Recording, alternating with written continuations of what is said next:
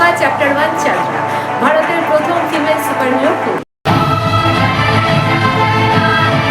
ফিল্মটাকে সবাই হাইপ করছিল, তাই আমিও চলে গেলাম।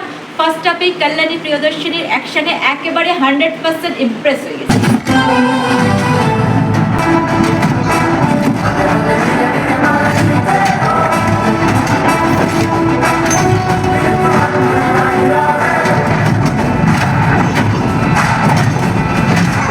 হলিউড লেভেলের ভিএফএক্স এই ফিল্মটাকে কিন্তু একেবারে আলাদা একটা লেভেলে নিয়ে চলে গেছে। সব থেকে বড় কথা, 300 থেকে 400 কোটি টাকার বাজেটের মুভি যেখানে পুরোপুরি ফ্লপ হচ্ছে, সেখানে মাত্র 30 কোটি টাকার এই বাজেটের মুভি যে এত এন্টারটেইনিং হবে সেটা কিন্তু ধারণার অতীত ছিল।